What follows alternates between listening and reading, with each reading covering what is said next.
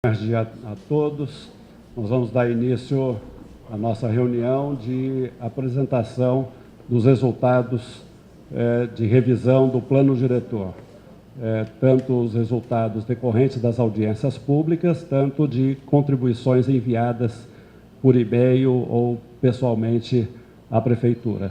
Aqui o prefeito que vai coordenar o início dos trabalhos. Queria convidar aqui o secretário Nicanor, que está aqui presente, faz parte, junto com a Secretaria de Planejamento, da coordenação dos trabalhos de revisão do plano, o secretário Otávio Ocano, Meio Ambiente, que igualmente faz parte da coordenação, e convidar o João Teodoro, que preside o Comur, representando aqui todos os conselhos que compõem essa reunião. Agradecer aqui meus colegas secretários, dirigentes que estão aqui, e agradecer desde já também a contribuição que deram nos trabalhos desde abril para cá. Passar, então, ao prefeito para fazer a sua saudação. Muito obrigado.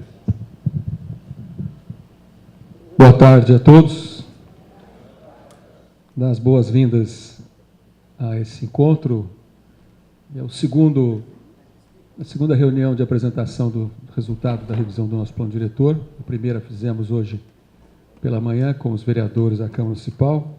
Cumprimentar aqui o secretário de Planejamento, Edson Ortega, o secretário Nicanor Lopes, secretário de Governo, o secretário Ocano de Meio Ambiente, o João Teodoro, representando o nosso Conselho Municipal de Urbanismo, como presidente do Comur, a presidente do Fundo Social de Solidariedade, a doutora Samanta, o Júnior do DAERP, tinha visto o Juninho aí, cadê o Juninho? Transerp, não estou trocando o Afonso de posto, não. O Afonso Reis Duarte, a Guatabi da CODERP, a Maria Regina do nosso IPM, a Mariana Jabre da Fundação Pedro II, a Mônica Nocioli, superintendente da Guarda Civil Municipal, Nilson Baroni, presidente da Coab, as representantes e representantes das associações de bairros aqui do Branca Salles, Parque Ribeirão, Riberânia, Vila Albertina, representando a nossa Associação de Engenharia, Arquitetura e Agronomia, o engenheiro civil Zé Aníbal Laguna, o Zé Batista Ferreira do Sinduscom, que deu valiosas contribuições para as discussões neste tema, o Lederson Moraes, representando a Associação Comercial de Ribeirão Preto, e os demais representantes de conselhos municipais, do Comur, Condema, Conselho Municipal de Moradia Popular, e os demais aqui já registrados. É muito gratificante para todos nós poder chegar nessa etapa de apresentação do resultado da revisão do plano diretor. Como as senhoras e os senhores sabem, o nosso plano diretor é datado de 1995, portanto já se vão 22 anos da sua edição, e de lá para cá ele sofreu uma revisão de meio termo aí em 2003, adaptando elementos legais do Estatuto da Cidade, e de lá para cá, nós ribeirão-pretanos, não tivemos a oportunidade de atualizar o nosso plano diretor conforme o dinamismo, as demandas e os desafios que a nossa cidade já impôs em passado recente, o faz num presente com muita clareza e fará, certamente, projetando um futuro de curto e médio prazo também desafiador, né? E o plano diretor, ele tem, por característica, esse pacto técnico-social para que nós possamos ter as melhores diretrizes, as mais modernas, as mais democráticas e participativas, naquilo que for vocações de eixos de desenvolvimento da cidade, permitindo o ganho social, o ganho econômico, o ganho ambiental, dentro da linha de total sustentabilidade para a manutenção e a melhoria da qualidade de vida de toda a nossa população. Nós começamos formalmente em abril, quando nós instituímos o grupo coordenador, e passado o prazo assumido, pactuado, de 6 meses, nós conseguimos garantir que as datas e os prazos fossem cumpridos conforme assumido com todos os que direta e indiretamente participaram desse processo. Inicialmente o Poder Legislativo, na sequência o Sinduscom, Associação Comercial, Comur, Ministério Público, associações que interagiram, sobretudo nas audiências públicas. Abrimos 4 audiências públicas, alargamos para mais 6 audiências públicas. Nós tivemos mais de 500 participantes nas audiências públicas, mais de 200 colaborações por escrito, orais, por meio eletrônico, que foram, como vai ser visto aqui na apresentação mais detalhada, amplamente incorporadas ao projeto de lei. 78% das sugestões que foram feitas ao plano diretor foram incorporadas totalmente ou parcialmente ou com revisão de texto, sem perder o propósito do proponente que fez essa alteração. Nós chegamos a essa etapa agora final. No dia de hoje, além dessa apresentação para os conselhos municipais, para a equipe de governo, às 5 da tarde nós iremos apresentar para o Ministério Público. À noite, às 7 horas, numa apresentação pública aqui no Salão Nobre para qualquer interessado, e amanhã vamos encaminhar o texto do projeto de lei formalmente para a Câmara Municipal. Nós temos certeza de que o trabalho ficou muito bem produzido, e aqui cabe agradecer indistintamente todos os colaboradores, pessoas físicas e pessoas jurídicas, acadêmicos, universidades, representantes de associações, servidores municipais, servidores públicos, colegas da área de engenharia, de urbanismo, da arquitetura, setores técnicos, cidadãos comuns, professores, urbanistas, todo mundo que teve a oportunidade de se interessar, teve a sua chance de participar na feitura do nosso plano. Ele tem características bastante interessantes. Ele se compromete, num prazo de 1 ano, a apresentar, no caso executivo, as leis complementares que vão dar substrato operacional e prático no andamento das diretrizes do plano diretor. Colocamos para o 2º ano a questão da lei de mobilidade e outros 2 ou 3 instrumentos jurídicos para completar esse enxoval legal, que vai dar vida, né, e ativismo para o nosso plano diretor. Além disso, tivemos precaução muito acurada com áreas especiais, como é o caso do aquífero Guarani, né, a área de recarga ou afloramento do aquífero, que vai ter um tratamento além do diferenciado, mas com técnicas mais generosas e modernas para aumento da permeabilidade, né, tecnicamente mais adequada e, com toda certeza, um instrumento legal que nenhuma cidade do Brasil, ou da Argentina, ou do Paraguai, ou do Uruguai, que são os 4 países servidos pelos 1.200.000 km² desse recurso hídrico valiosíssimo, nenhuma dessas cidades vai ter a acuidade, a previdência e o cuidado que nós estamos tendo para o balizamento do nosso plano diretor para a área de expansão urbana e expansão imobiliária. Ficam congelados todas as propostas de novos empreendimentos, do ponto de vista da aprovação, enquanto a lei de uso e ocupação do solo não estiver discutida e também aprovada, como forma de cautela para efeito da aplicabilidade de mudanças legais que trazem insegurança jurídica no momento da sua mudança, e obviamente sempre acontece quando a gente muda alguma lei. Quando eu fui congressista, Batista, eu até dizia que a gente tinha que eleger alguns parlamentares, não é para mudar as leis, é para não deixar alterar as atuais, não é para efeito de regressão da qualidade legiferante de muitas coisas que, infelizmente, às vezes, por descuido dos legisladores, acontecem no nosso país. E agora, desse lado do balcão, como executivo, eu estou tendo essa mesma cautela, junto com toda a equipe, de altíssimo nível técnico, junto com o apoio de vocês, em tomar todos os cuidados necessários para que nós possamos fazer o nosso plano diretor da melhor forma possível.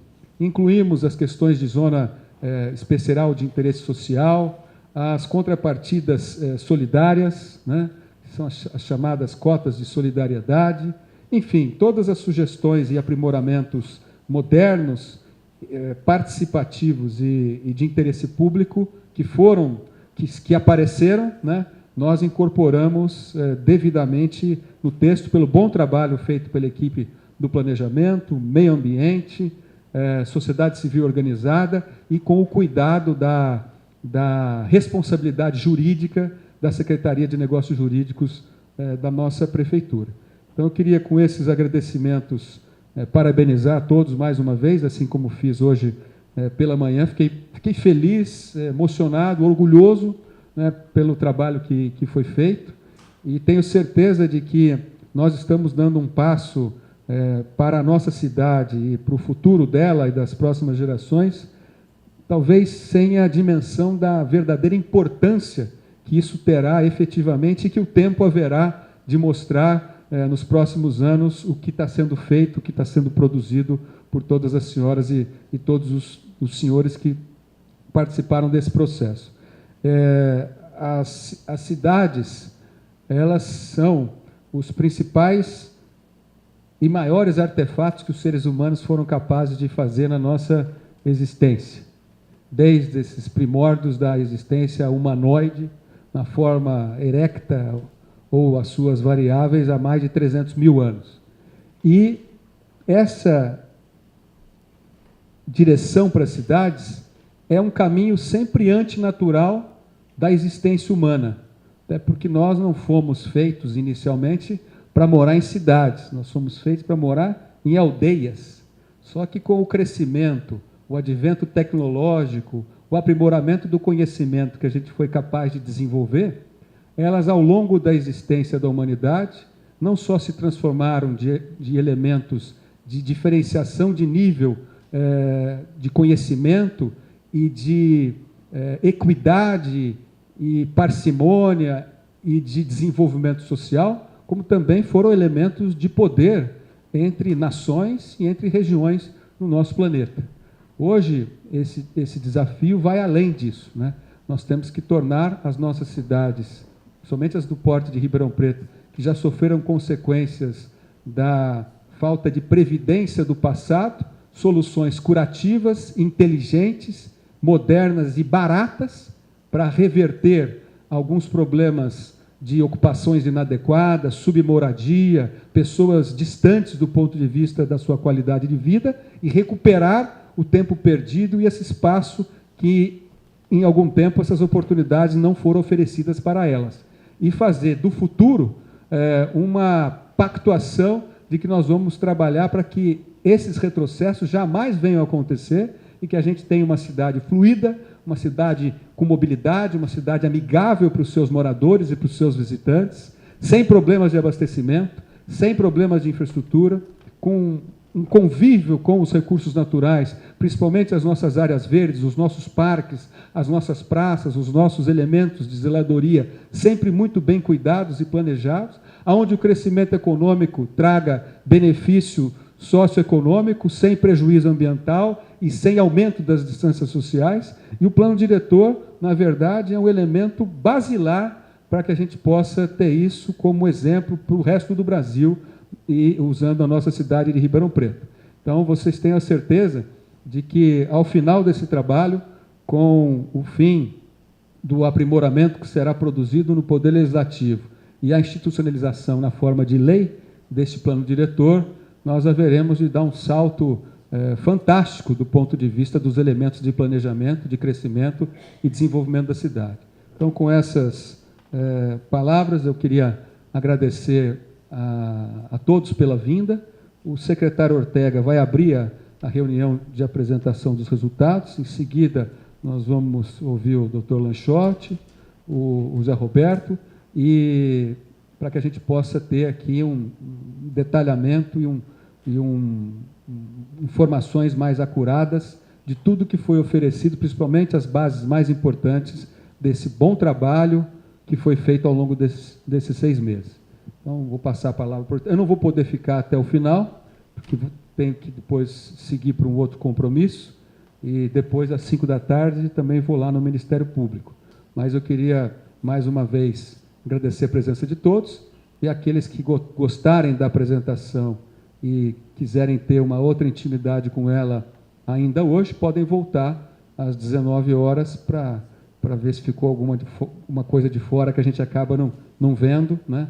E que podem ser importantes para a nossa compreensão melhor e, ao mesmo tempo, que esse plano seja não um plano do Executivo ou do Legislativo ou da área técnica, mas é um plano que foi construído com muita participação popular, com muita responsabilidade organizacional, para a gente não transformar o assembleísmo numa coisa sem objetividade, mas que cumpriu o seu papel de maneira primordial, que foi a cidade respirar, discutir, chamar a atenção, desabrochar para as coisas que ela pode fazer mais e fazer melhor, que eu tenho certeza que é o que esse plano vai nos oferecer. Então, com a palavra, o doutor Ortega. Muito obrigado.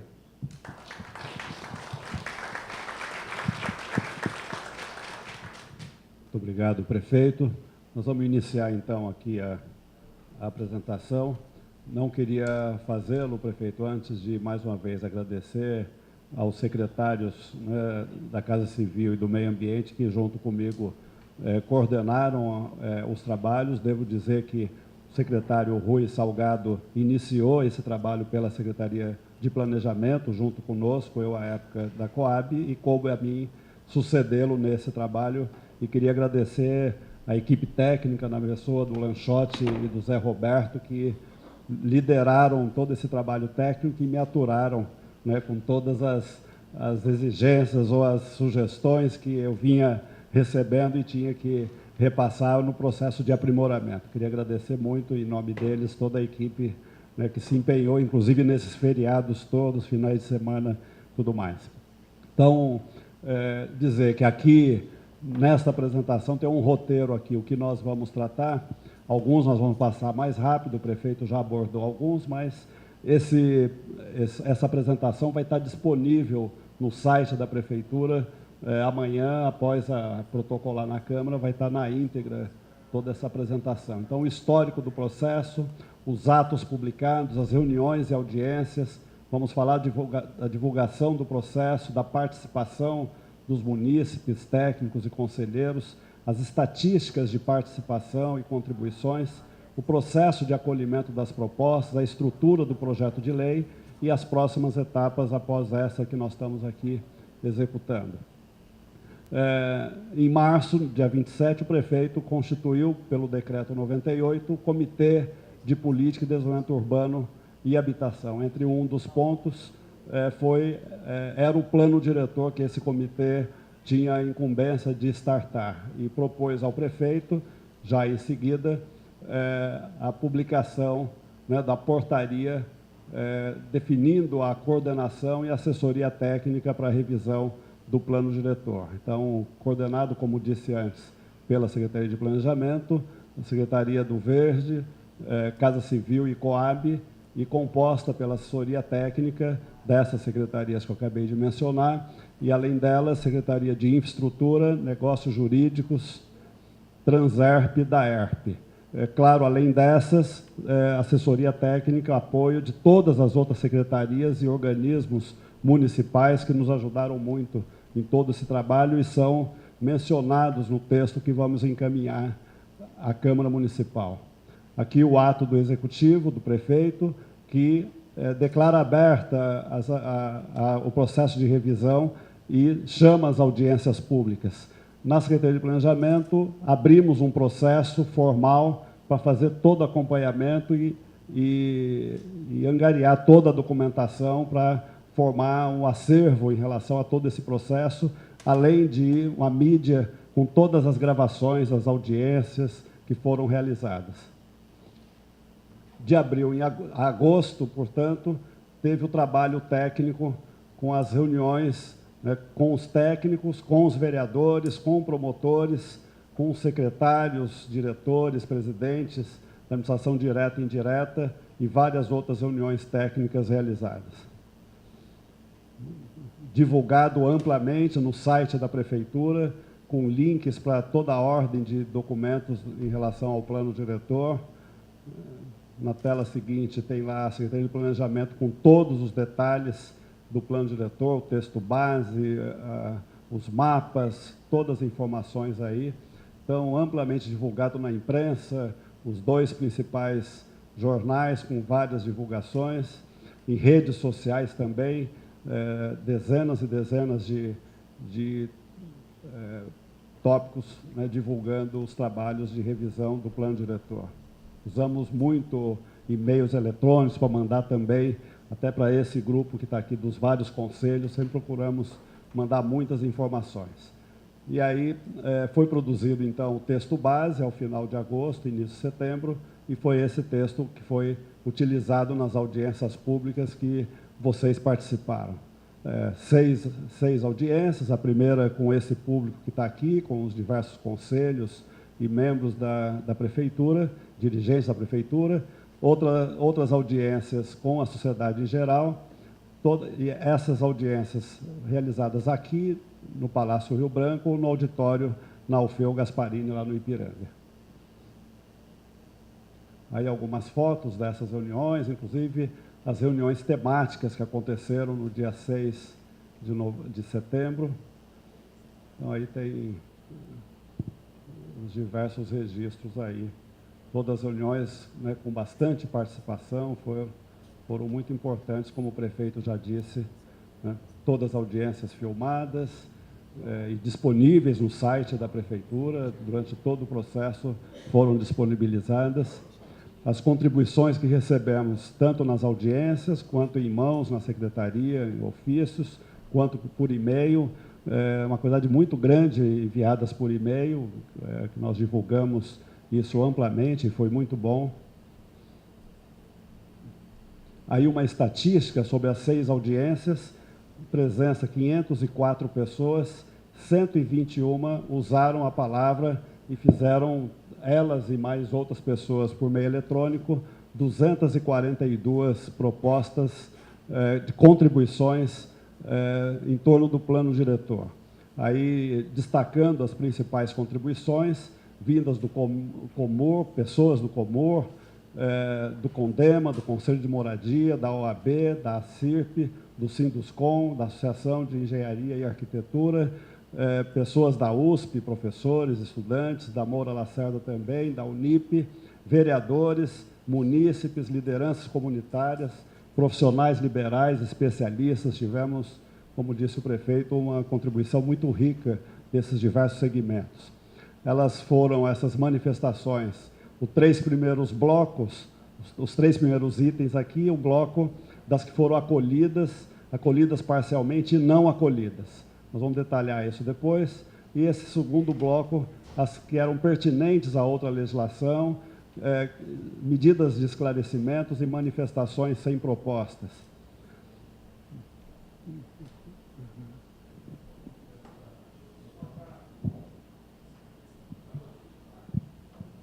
Em relação às contribuições, vocês vão ter a íntegra de todas as contribuições. Nós não vamos passar todas aqui, senão passaríamos a tarde aqui, ou à noite também, repassando as 242 contribuições. Mas vamos dar aqui um exemplo. Puxa lá para cima, por aqui, ó. Isso, por favor. Só para a gente dar alguns exemplos de contribuições que acolhemos, né? Em relação às EIs, várias contribuições abordando a importância de aprimorar a descrição das EIs, propondo os EIs 2, EIs 3, né?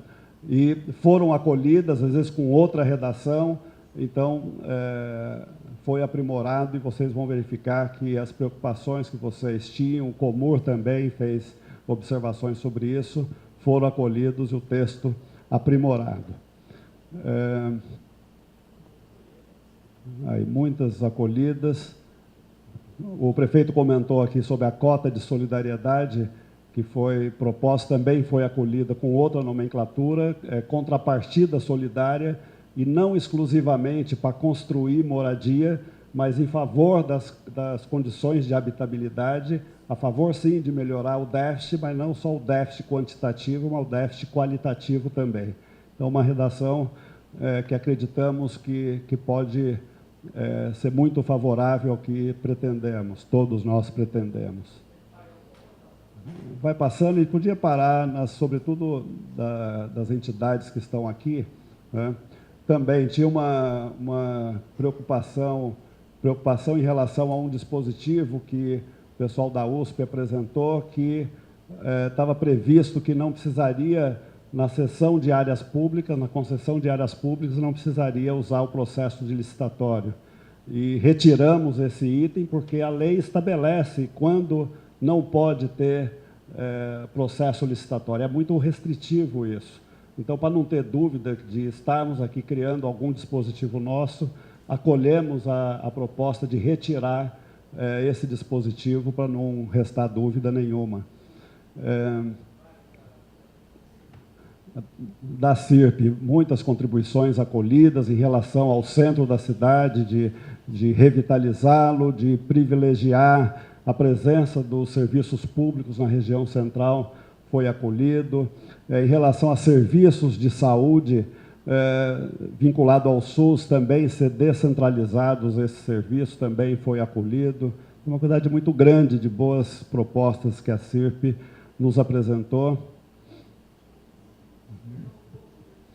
Do Comor tem várias também, mas destaco a preocupação do Comor em relação ao regramento da Zona Leste, da expansão, e foi contemplado à medida que, como o prefeito já disse, a expansão não acontecerá enquanto os estudos detalhados não forem feitos e espelhados na lei de parcelamento, uso e ocupação do solo, a legislação sobre o macrozoneamento ambiental. Então, acolhido aí a preocupação que o Comor nos compartilhou. O Comor, a questão também, isso está claro aqui nas disposições transitórias, que os projetos que forem apresentados, aliás, não poderão ser protocolados os projetos que forem tratarem, né, de áreas da expansão enquanto não tiver a lei de parcelamento, né?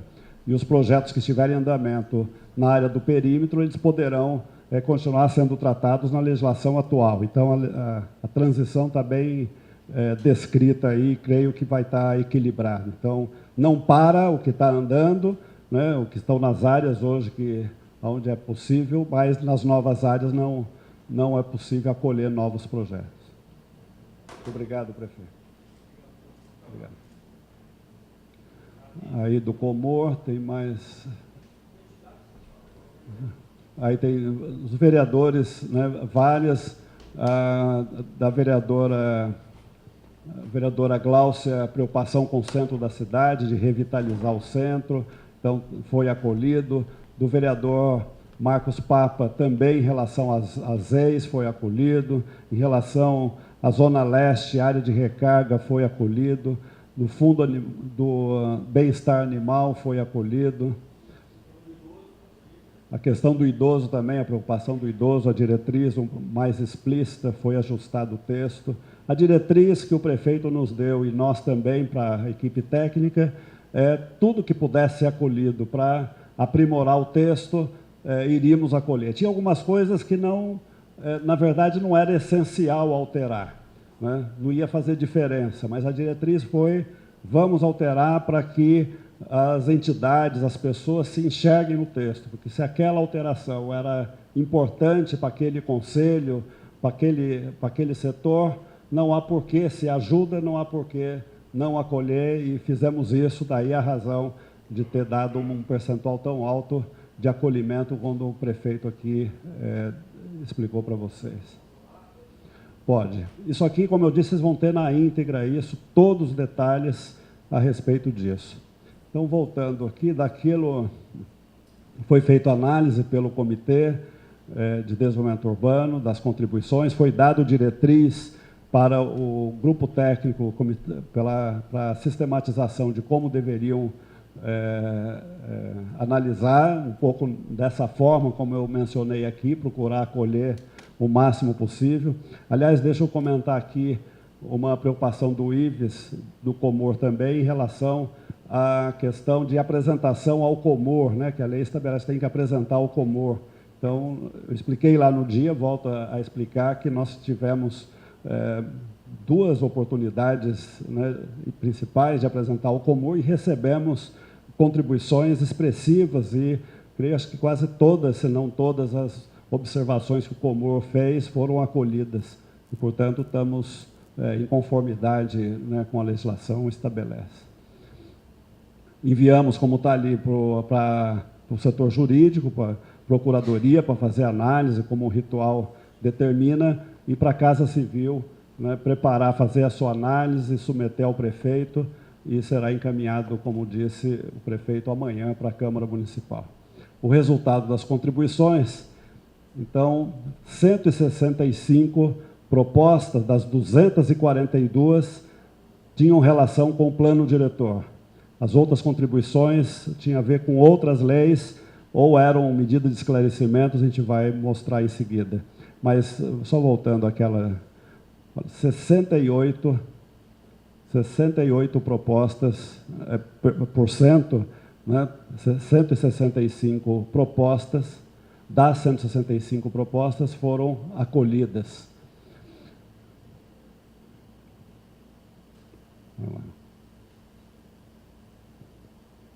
Aí a proporção, quantas foram acolhidas na íntegra, quantas foram acolhidas parcialmente ou com outra redação e quantas não acolhidas.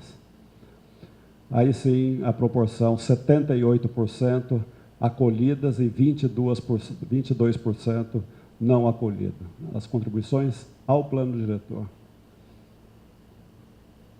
Aí, 6 temas, nós vamos abordar agora 6 temas que foram bastante mencionados nas audiências públicas ou nas observações que nós recebemos por e-mail. Vou pedir aí para o Zé Roberto e para o Lanchotti fazerem aqui os comentários a respeito delas, por favor. Bom, nós destacamos 6 temas que foram os temas que mais apareceram com contribuições vindo de vários locais. A primeira dela fala sobre as zonas especiais de interesse social. Né? Nós já tínhamos um mapa de ZEIS, né, anteriormente, o mapa fazia uma grande mancha de algumas áreas que teria esse potencial. Fizemos uma sequência, né, utilizando a mesma área que se vinha e que, na verdade, isso trouxe uma grande discussão. Né? O mapeamento dessa área não contemplava realmente algumas áreas, né, como foi solicitado, que às vezes deveria abranger todo o território e não apenas uma região. Então, nós começamos, né, primeiro discutindo sobre as definições.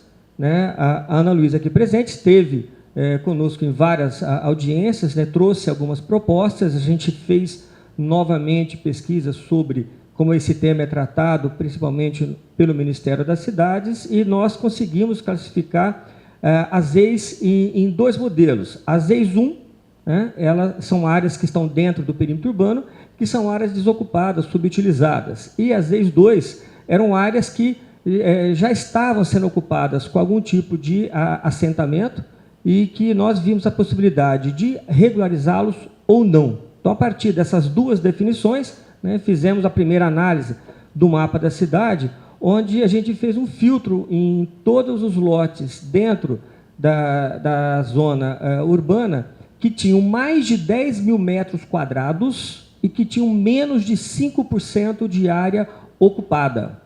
E entre esses imóveis que a gente identificou, alguns deles não têm a vocação, né, para essa ocupação. Dentro desse filtro veio, por exemplo, a USP, veio, por exemplo, o Morlacerda, que é uma universidade, veio também o aeroporto. Então, algumas áreas foram subtraídas dessa análise porque elas não tinham a vocação para essa ocupação de ZEIS. Né? A outra leitura era sobre as ZEIS 2, que dentro das ocupações que nós identificamos já de comunidades, algumas dessas áreas elas não tinham vocação para ficar, porque estavam, por exemplo, uma que está num trilho, que é uma previsão de uma diretriz viária, algumas que estão em áreas de risco, que não dariam para ficar assentado naquele local, e algumas áreas já estão em processo de regularização. Então, fizemos essas duas separações entre ZEIS 1 e ZEIS 2. E aí, de acordo com essa análise, a gente traz como proposta, né, essa região, onde a gente possui zona de interesse social distribuída em todas as regiões da cidade, áreas que possuem uma grande metragem quadrada que tem esse potencial de ser ZEIS, né, distribuído em todo o território municipal, e também, como ZEIS 2, algumas regiões que já estão sendo consolidadas e algumas que têm potencial de consolidação, que são já ocupações dessas comunidades. Acho que é importante comentar com vocês o que significa essa mancha. Na tela seguinte tem um resumo, passa a tela seguinte, tem um resumo de quantidades. Então, se pegar o bloco superior e o bloco inferior, ZEIS 1 e ZEIS 2, nós temos 5,2 mil hectares ou milhões de hectares, 5,2 milhões de hectares. Isso é muito ou isso é pouco? Aí nós vamos, a remissão o PLIS, Plano Local de Habitação e Interesse Social, que diz o PLIS que para lidar com o déficit habitacional quantitativo, seria preciso 3,2 milhões de metros quadrados. Nós estamos aqui apontando 5,2, sem apontar ainda, como já foi dito, as edificações subutilizadas ou não utilizadas, que foram inclusas, aliás, por proposta da professora Maria Luísa, foram destacadas, inclusas, e, portanto, nós temos 5,2 milhões de metros, pelo menos, para uma necessidade de 3,2. O PLIS também, na época que foi elaborada, apontou a existência de 3,7 milhões de metros quadrados de áreas públicas disponíveis ou vazias, municipais, estaduais e federais. Não que todas essas áreas sejam vocacionadas para habitação, mas o PLIS já apontava possibilidades e, no mapeamento, a boa parte delas estão aí demarcadas como ZEIS 1 ou ZEIS 2. Essa metragem que o Ortega menciona é importante, que não significa que todas aquelas áreas que estão demarcadas como ZEIS, que ali dentro só poderá ter esse tipo de ocupação. Então, na verdade, não podíamos trabalhar com a metragem tão enxuta, por isso que a gente precisa dessa folga dentro dessa análise. Também é colocado dentro do texto, né, que a lei de parcelamento e a lei de habitação e interesse social, ela vai dar esse regramento da ocupação. Então, como é que estas áreas serão ocupadas como zona de interesse social. Os empreendimentos protocolados até a aprovação da lei, eles vão continuar, não vai ter nenhuma alteração nesses empreendimentos que já estão em processo, né, dentro da Secretaria do Planejamento, né, e também essas regras elas vão definir a viabilização da regularização fundiária, que é outro grande passo que a gente está dando com esse plano, possibilitar que a gente faça essa regularização, facilitando aí a produção de moradia em várias regiões da cidade. Como o Ortega já mencionou, né, nós também fizemos a colocação sobre os imóveis. Havia uma proposta que fosse uma ZEIS 3, mas, na verdade, nós colocamos que qualquer imóvel edificado, não utilizado ou subutilizado, que estiver dentro do perímetro urbano, tá, ele tem, sim, um potencial de ser usado como habitação de interesse social. Então, nós não ficamos demarcando, né, esse imóvel sim ou esse não.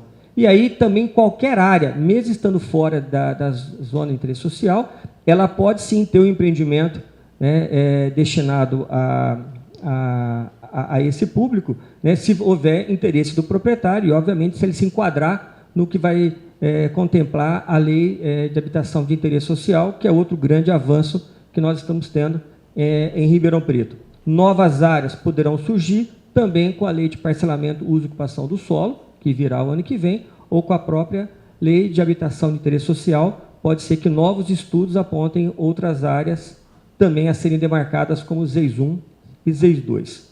Outro ponto que foi mencionado, que é cobrado, colocado e discutido em várias audiências, é a chamada cota de solidariedade. É um assunto que já existe em algumas cidades, porém, a gente deu um avanço, nós aceitamos o conceito, achamos que o conceito deveria ser aproveitado sim, mas nós estendemos, né, esse conceito não só à produção da habitação.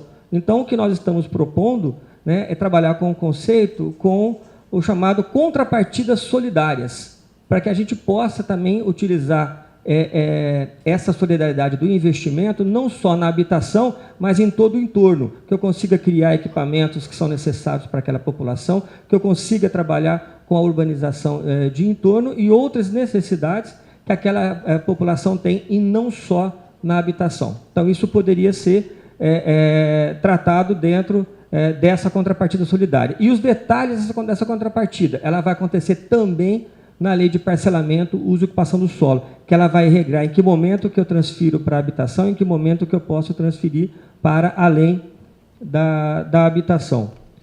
O perímetro urbano foi um outro ponto que foi questionado em várias audiências, né, que o perímetro urbano, como nós o conhecemos do passado, ele considerava que o perímetro urbano era o anel viário.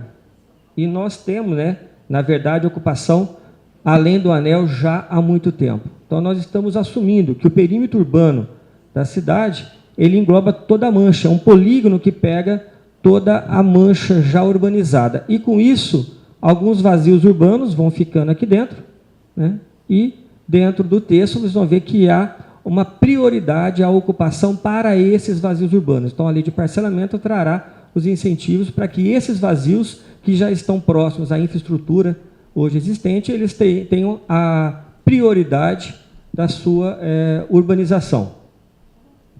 O perímetro de expansão urbana usou-se como referência a antiga lei, a 2505, né, uma lei que já tinha sido discutida, e ela, como todos sabem, ela foi dada como inconstitucional, e alguns empreendimentos já estavam sendo desenvolvidos nessa região. Então, nós usamos como referência, né, o próprio perímetro urbano, da expansão urbana, aliás, que tinha na 2505, com uma pequena expansão para essa região leste, que depois o Zé vai falar sobre a questão da preservação desta área dentro do código do capítulo ambiental.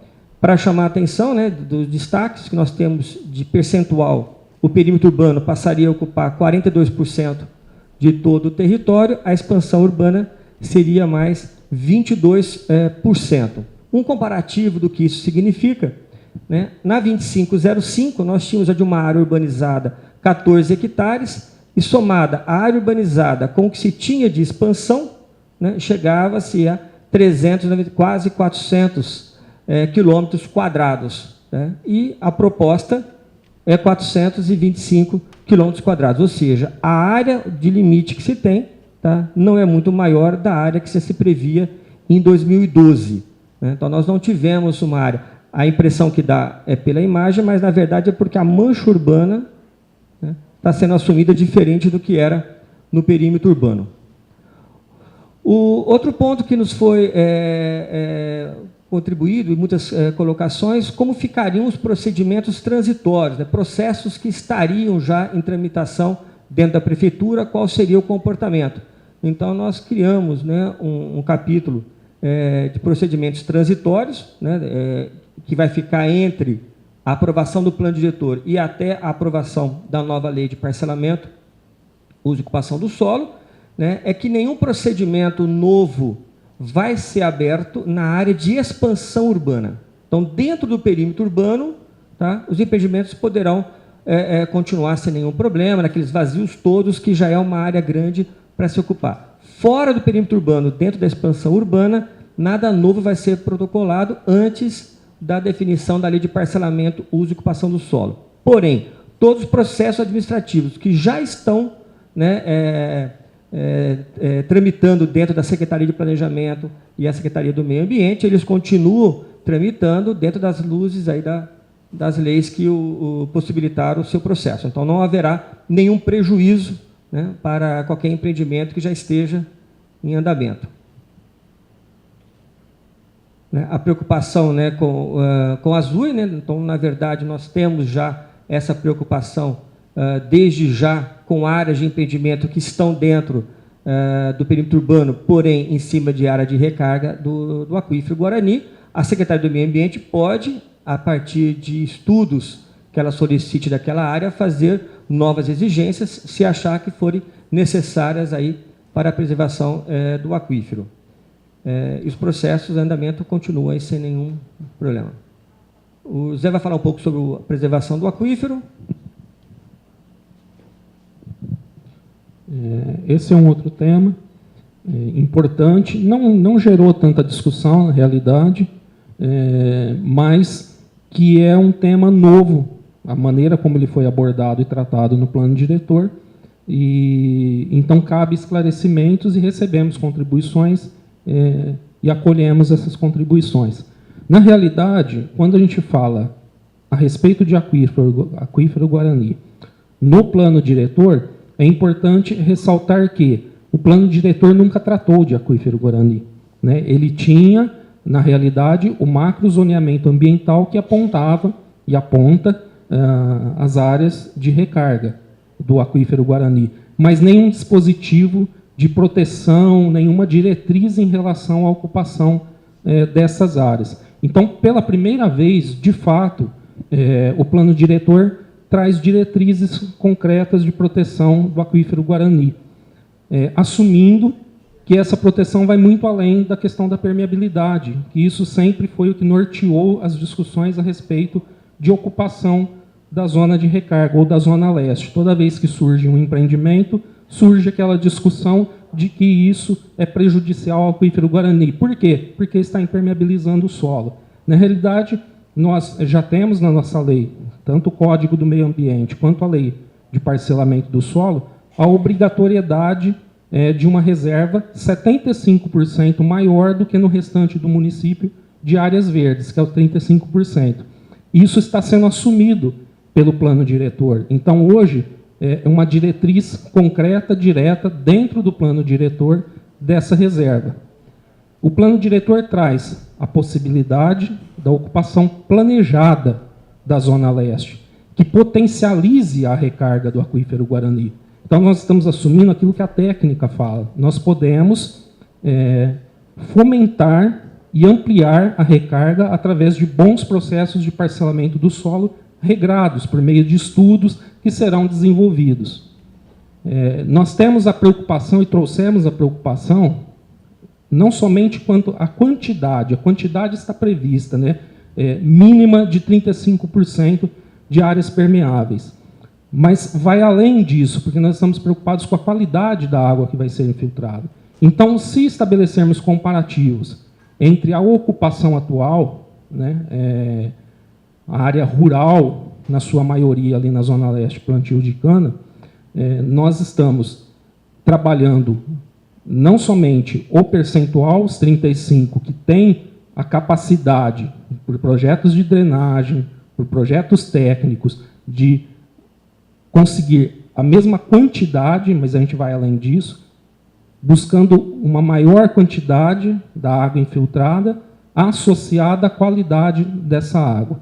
Então, hoje nós temos um uso que também tem os seus problemas de contaminantes, como o uso urbano também tem os seus, isso tudo terá que ser tratado na lei de parcelamento do solo. A questão dos levantamentos, né, isso é citado no plano diretor, mas tem lá um artigo que trata das diretrizes mínimas do plano estratégico de ocupação da Zona Leste. Uma das coisas é o cadastramento aí de todos os passivos ambientais que tem nessa região para o controle disso, né? Não somente o controle e o tratamento destas áreas. Recentemente, a gente sabe, a área do lixão que tinha lá na Zona Leste recebeu tratamento, projetos aprovados na CETESB, foram implantados mais de 100 drenos de gases, fora um tratamento geral daquela região, já no caminho de resolver aí grandes passivos daquela área. E em relação ainda ao que o Lanchotti falou a respeito da zona de expansão, é aquilo que nós estamos assumindo no plano diretor. Uma vez que nós teremos, e já está apontado também, um plano estratégico de uso e ocupação da zona de recarga, e que isso fará parte da lei de parcelamento do solo, é necessário que nós estejamos com essas áreas dentro da zona de expansão para desenvolver todos esses estudos, eles não teriam sentido. Então, nós estamos assumindo no plano diretor que a urbanização controlada é uma maneira de proteção desse bem que é o aquífero Guarani. Ocupação controlada, planejada e controlada. Ela é uma forma de proteção. Então, nós estamos assumindo isso para parar com a discussão apenas de permeabilidade, mas de quais são as técnicas, qual que é a maneira correta de nós ocuparmos essa área para protegermos. Por isso, então, tem todo esse local. Sim, sim.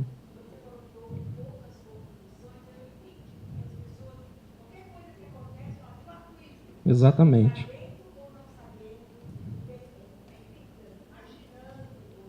Sim. E, às vezes, na ânsia de proteger, a gente prejudica. É isso que a gente percebe na discussão social a respeito desse assunto. Quando se fala assim, não vamos urbanizar porque vamos proteger, a gente, às vezes, perpetua uma situação que não protege, né? É como a questão, por exemplo, da Lagoa do Saibro, que há muitas reportagens se falando a lagoa está secando. Infelizmente, eu tenho que falar para vocês que ela vai secar. Vai secar porque nós tínhamos... Todo o projeto de drenagem do Parque dos Lagos era direcionado para a lagoa porque ela foi tida como uma cacimba daquela área. E isso foi proibido, esse lançamento, em função de uma discussão de proteção. Não vamos lançar mais porque pode poluir a lagoa. Não lançou mais, tivemos um período grande de estiagem, ela quase secou. A 2 quilômetros, também na zona de recarga, a gente tem a Lagoa do Recreio Internacional. Ninguém discutiu a Lagoa do Recreio Internacional. Baixou o nível? Baixou o período de estiagem, mas não se compara o comportamento das duas lagoas, porque em uma delas deixou de se lançar água. Então, assim, na ânsia de proteger, às vezes a gente pode prejudicar. Então, o que o plano diretor está assumindo é exatamente, vamos discutir a ocupação planejada. E o último item que nos chamou a atenção foi na questão da previsão demográfica, porque logo na primeira apresentação nós trouxemos aí uma previsão que Ribeirão Preto estaria em 2040 com uma população aproximada de 900 mil habitantes, né? E nós tínhamos chegado nesse número a partir aí de uma estimativa do que o IBGE apontou para Ribeirão Preto nesse ano de 2017. E aí nos foi questionado e fomos então buscar maiores informações para trazer sobre esse assunto. Nós consultamos aí alguns técnicos, ligamos no IBGE, no Rio de Janeiro, ligamos ao SEAD, falamos com alguns técnicos de fundação aqui dentro da USP, falamos com o estatístico do Centro Universitário Moro Lacerda, falamos com a empresa Ambiente, que trabalha também com previsão de população, e conversamos com o professor Tiago Amin, que é da PUC de Campinas, para poder chegar em alguns estudos do que seria a população. Com o técnico do IBGE, que nós conversamos longamente, o técnico nos explicou que, na verdade, nem o IBGE e nem o SEAD trabalham com uma projeção muito precisa do que seria a população em caráter municipal. Por quê? Porque cada município possui uma particularidade migratória no qual esses órgãos não têm o total domínio do que está acontecendo. O máximo que eles conseguem é fazer uma estimativa em cima de tendências, e isso só acontece no ano que se passa, e não com a previsão de tanto tempo. Eles conseguem ter uma estimativa mais próxima do que seria o Estado e o país, mas não conseguem chegar no município por conta das questões de particularidades. Vamos entender, então, de onde veio, né, essa variação que o SEAD colocava extremamente conservadora, e que, na verdade, é uma tendência de um conservadorismo por conta da estagnação da população. Há um estudo que eles têm que as famílias estão cada vez mais com menos filhos, então está se tendo menos filhos, está se tendo muitos casais que não querem ter filhos, muitas pessoas que não se casam, e há também um aumento da população idosa, ou seja, há uma redução do índice de mortalidade. Por isso, há uma longevidade maior. Entretanto, ao discutirmos sobre o perfil de Ribeirão Preto, é visto ainda como uma região próspera de crescimento, ela tem ainda um poder de atração migratório, né? A primeira migração aconteceu da capital para Campinas, que é aquela grande região, e que hoje o pessoal já procura centros mais distantes do que é a megalópole aí, que pega Campinas, Vale do Paraíba e São Paulo. Então, com essa migração, com a vinda do aeroporto internacional, com a questão, né, da grande oferta de parcelamento de solo que nós estamos tendo aqui, e com a própria constituição da região metropolitana de Ribeirão Preto, há uma tendência que a nossa estagnação seja mais lenta do que acontece em outras regiões. Por isso, não poderíamos trabalhar com o mesmo índice, né, que está acontecendo em todo o Estado. Bom, a partir disso, então, nós começamos a entender de onde chegaram os cálculos. O Tiago, que é quem fez o primeiro cálculo para a gente, que é da PUC de Campinas, ele vem fazendo um estudo desde 91. Então, ele viu que houve um crescimento de 1,6 de 91 a 2000, houve um crescimento maior de 2000 a 2010 de 1,8. Né? Ele vem com uma taxa geométrica de 2000 a 2016, que dá 1,8 de crescimento, e de 2017 ele viu que houve um crescimento de 1,17 de 2016 para 2017, que é o que chegou aos 682 mil habitantes em Ribeirão Preto, projeção do IBGE. Nós reparamos também que todos os trabalhos que foram feitos em Ribeirão Preto, em todas as estimativas de políticas públicas, sempre se utilizou o IBGE.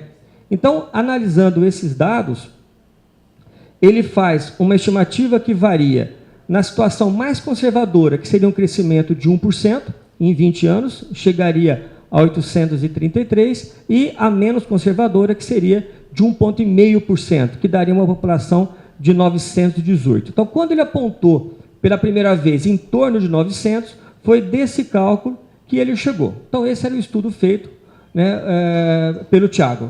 Vamos conversar com outras pessoas. Então, a primeira pesquisa foi a dele. Nós conversamos com o professor Gustavo Souza, que é um engenheiro civil, que trabalha na área de estatística, e ele fez um cálculo para a gente, a partir, né, de evoluções de estatística, das grandes fórmulas que eles utilizam, mas é que ele me explicou que essa fórmula só dá para utilizar em dados reais, e não em dados de projeção. Então, em dados reais, ele consegue trabalhar com 2000 e com 2010. E com duas variáveis apenas, ele acaba tendo uma margem de erro que chega a 15%, para mais ou para menos. Então, nós trabalhamos com essa variação dos 15% e utilizamos ali a mais conservadora. Então, seria 796, se fosse assim, a mais conservadora dos 15% de erro para menos. A empresa ambiente, ela trabalha com uma projeção, aí por conta dos cálculos deles de coleta de esgoto, né, e estão prevendo para 2040 em torno de 855 mil habitantes. O SEAD apontou nos estudos dele 737 mil, né, e essa estimativa tendencial, né, fomos nós que fizemos esse cálculo. E como é que nós fizemos esse cálculo? Nós utilizamos todas as projeções que o IBGE fez desde 2000, eles vão dando os índices de ano a ano, e nós fomos analisando qual era o crescimento ano a ano.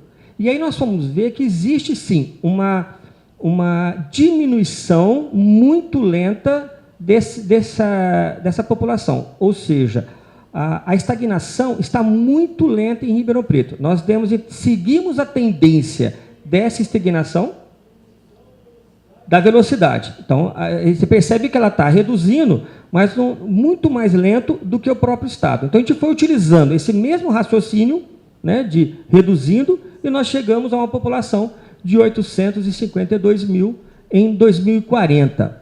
Bom, na verdade, isso nos ajuda, né, termos uma ideia do que será a população, né, porém, em termos do texto do plano diretor, né, essa população não alteraria em nada se fosse diferente. Por quê? Porque é uma projeção. E o próprio plano diretor ele trabalha com um universo, né? A gente está imaginando daqui a 20, 30 anos a cidade, mas todas as políticas setoriais, elas analisam a população na hora de fazer o investimento. Então, em termos de texto, nós não teríamos nenhuma diferenciação, né, que alterasse essa população. Então, nós vamos, né, trabalhar com esse universo em torno de 850 mil habitantes. A justificativa?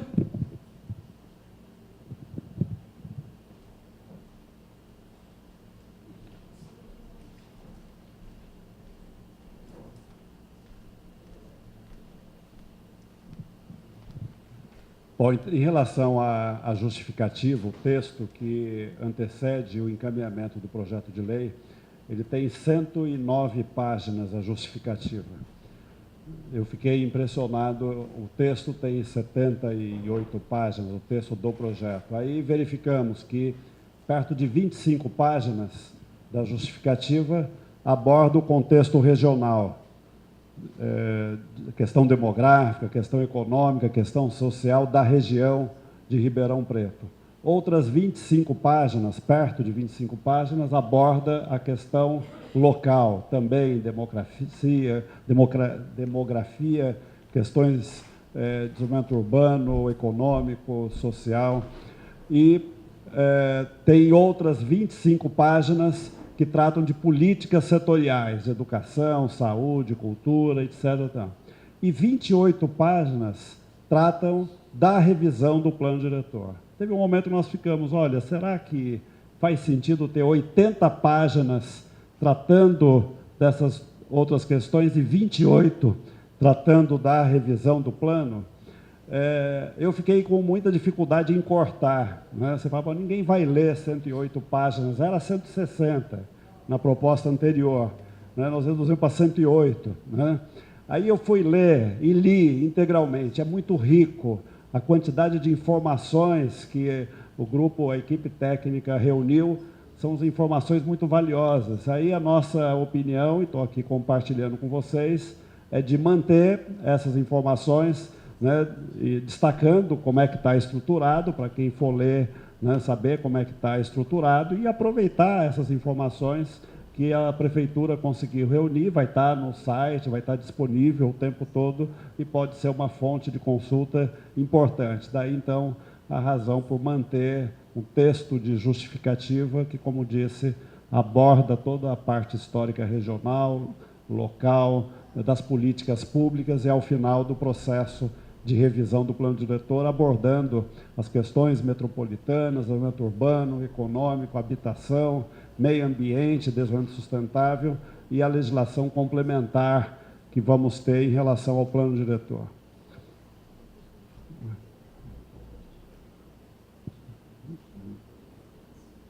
Aí o texto, como aquele ficou, com 180 artigos, um pouco mais de 70 páginas, como eu disse, 9 capítulos, 5 anexos com mapas temáticos, esses mapas que estão aqui. Eu preciso destacar 2 pontos de aprimoramento e de sugestões que foram nos encaminhadas, que têm a ver com os conselhos. Né?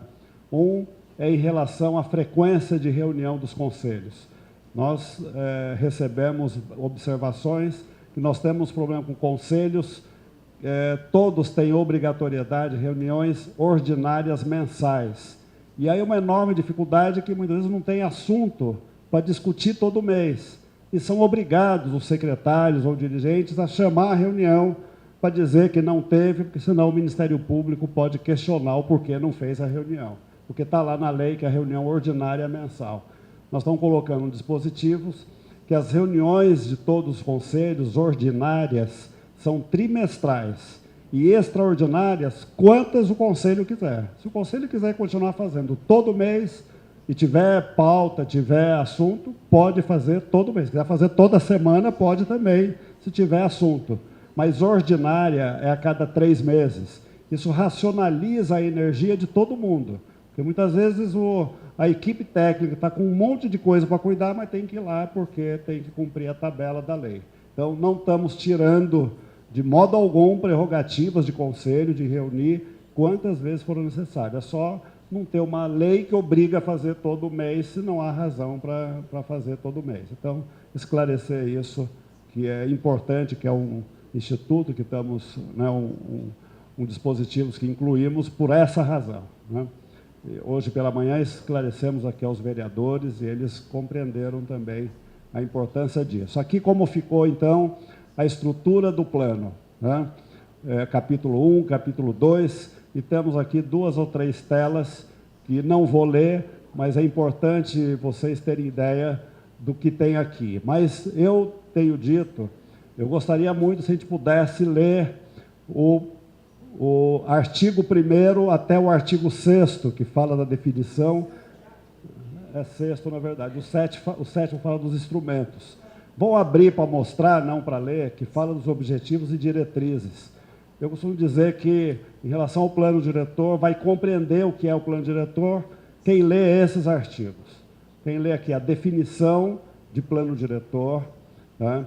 O que ele objetiva, o que se entende que é um processo de transformação das condições socioeconômicas, tal, os objetivos e diretrizes gerais do plano diretor, quais são os princípios que ele deve comungar, que ele deve observar e fazer com que as leis complementares observem tudo isso aqui. Quero dizer que teve uma proposta apresentada de incluir um dispositivo no plano diretor, dizendo que todas as leis complementares têm que observar o que está disposto no plano diretor. Nós não acolhemos, porque isso é uma exigência da lei, né? A jurisprudência e a hierarquia das leis já é implícito isso. Não pode as leis de regulamentação complementar serem diversas ou desatender dispositivos da lei do plano diretor, né? Os objetivos estratégicos, que é o artigo 5º, é fundamental, né, vocês lerem isso, e o artigo 6º, que são as diretrizes gerais da política de desenvolvimento municipal. O artigo 7º, ele reúne aqui os instrumentos, né? Quais são os instrumentos de regulamentação complementar. E vejam que são muitos instrumentos. O primeiro lá, o item 1, são as leis de regulamentação complementar. O item 2, os instrumentos de planejamento, vários que dependem de lei também complementar, nem todos. Instrumentos fiscais, aí o secretário Manuel, né, que tem maior interesse, está atuando muito nisso para poder tirar do papel o plano diretor e o que a cidade precisa. Dos instrumentos financeiros, diversos fundos, não criamos aqui nenhum fundo novo, previmos que o Fundo de Desenvolvimento Urbano poderá receber as contrapartidas solidárias, o que foi em pecúnia, né?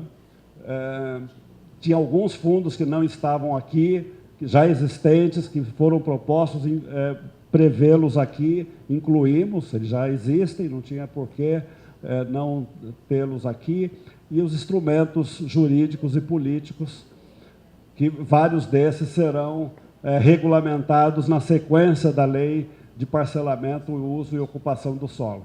Tem mais algum? Acho que não, né? Depois desse, inciso 5, 6º, né? Dos instrumentos de utilização de bens municipais, que comentei aqui alguns deles.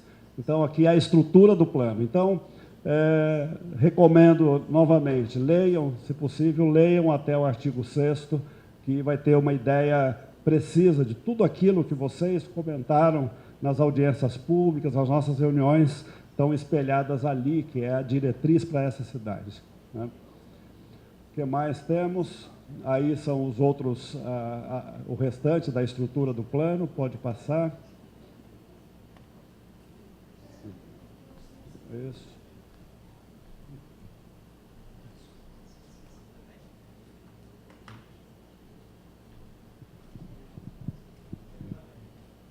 Os anexos, todos estarão lá, esses que vocês viram aqui hoje. Aqui, quais são os instrumentos que serão regulamentados em até 1 ano. Um detalhe que eu preciso compartilhar com vocês, nós incluímos um dispositivo em relação a esse 1 ano, ou os 2 anos, inclusive, que esse prazo poderá ser excedido de forma justificada, de forma consistente, tá? Não é qualquer justificativa, se por alguma razão que fugiu à governabilidade do município, do executivo, tiver que extrapolar 1 mês, 2 meses, justificadamente poderá fazê-lo. Não queremos ultrapassar nem o primeiro ano, nem o segundo, mas tem que ter uma salvaguarda, porque eu já vi processos que foram interrompidos. O Tribunal de Contas, a contratação disso, daquilo, interrompeu. Algum fator que seja fora da governabilidade do município, né?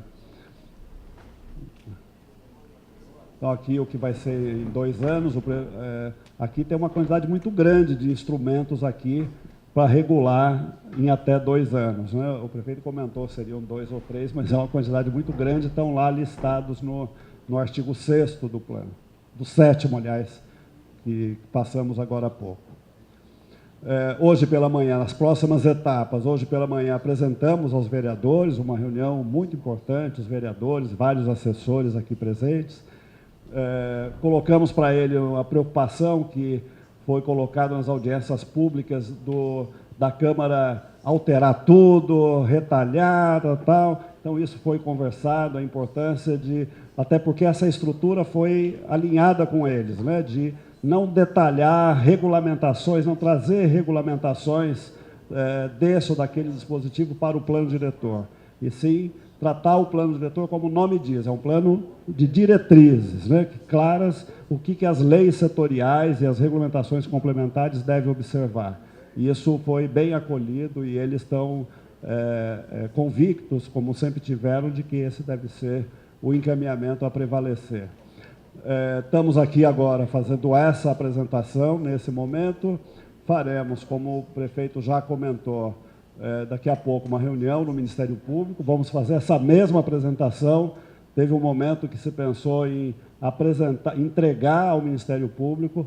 Não, a decisão do prefeito, do secretário Nicanor, corretamente, primeiro vamos entregar à Câmara. A Câmara Municipal é o órgão que deve acolher, saber em primeira mão das propostas. Depois que apresentar à Câmara, protocolou a Câmara, aí sim, vai para o site, envia ao Ministério Público e todos os mais organismos que forem necessários.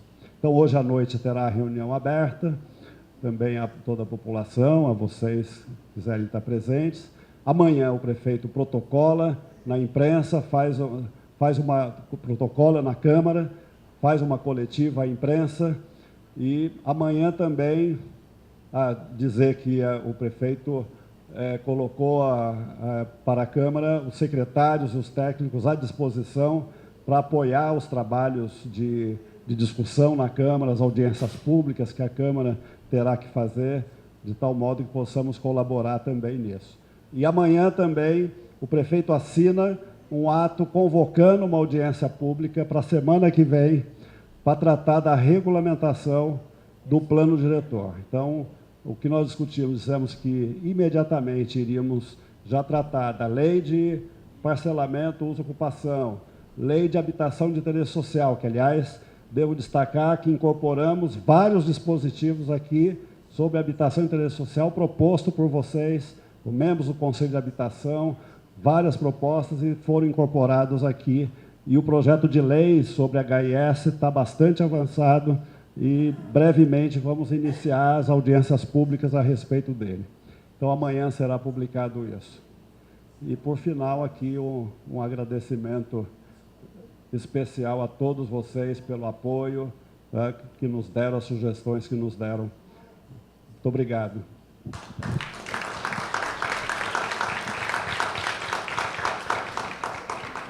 Estamos dando por concluída, porque, como disse, temos uma reunião em seguida, aí depois vamos estar por aqui, os técnicos vão estar, se tiver alguma questões que quiserem, mas aí já declarando encerrada a reunião. Muito obrigado.